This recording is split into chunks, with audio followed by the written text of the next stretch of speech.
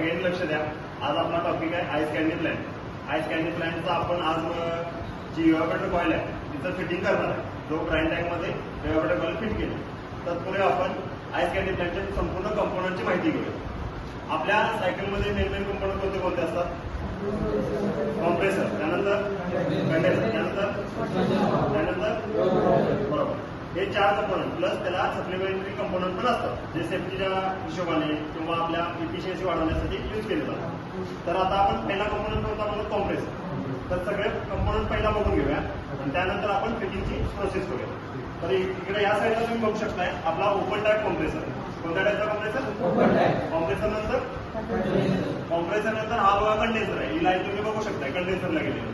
Condenser नंतर expansion valve. हा expansion valve. त्यानंतर तर हा इव्हॅपोरेटर सेक्शन आहे. एक्सपान्शन वॉल्व नंतर कनेक्शन डायरेक्ट इव्हॅपोरेटर सेक्शन आहे. हा ब्राईन टँक आहे, त्यामध्ये आपण इव्हॅपोरेटर कॉईल फिट केलेली आहे. ही कॉईल काय करते तर या टँकमध्ये जे ब्राईन सोल्युशन आहे त्याला काय करते? कूलिंग करते त्यांचं. त्यानंतर आपण पुढे प्रोसेस बघतो. तर आता आपण आज काय करायचं? आपण आज फिटिंग फाइंड आउट केलेलं आहे. इव्हॅपोरेटर कॉईलमध्ये कोणती लिकेज आहे ते आपण ब्रेझिंग करून घेतलेलं आहे. फक्त आता जी पाईप फिटिंग राहिली आहे ती पाईप फिटिंग करून घ्यायची आहे. त्यासाठी पहिला आपण ब्रेझिंग करून घेऊ. तर हे घ्या, कॅन वगैरे घ्या, ब्युटेन घ्या आणि ब्रेझिंग करायला सुरू करा. कॅन मग इथं जरा शीट पकडा पसरायचं. जरा या बाजूला घ्या.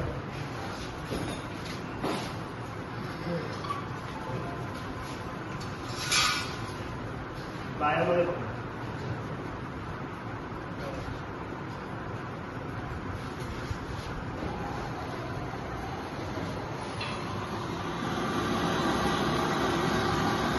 आता आपली ट्यूब काय जायचे? 1/2 हा पिंच आहे ना. तर आता आपले जे ब्रेझिंग आहे ते कोणतं ब्रेझिंग आहे? कॉपर टू कॉपर ब्रेझिंग आहे. त्यासाठी आपल्याला फ्लक्सची गरज लागते की नाही? लागत नाही. कॉपर टू कॉपर ब्रेझिंग असेल तर फ्लक्सची गरज लागत नाही. तर आपण पहिला काय करायचं? ट्यूब व्यवस्थित कनेक्ट आहेत का बघायचं, त्याच्या अलाइनमेंटमध्ये आहेत का बघायचं आणि पूर्ण रेड रॉड होईपर्यंत गरम करायचं, फिट करायचं. आणि त्यानंतर आपण ब्रेझिंग रॉड वापरून ब्रेझिंग करायचं. तर आता पूर्ण रेड रॉड होऊ.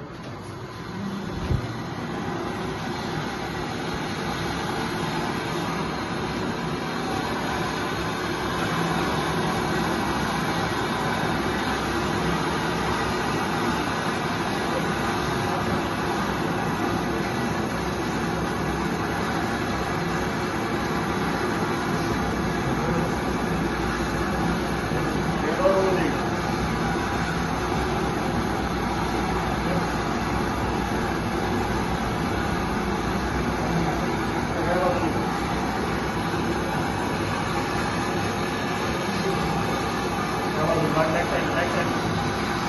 No problem.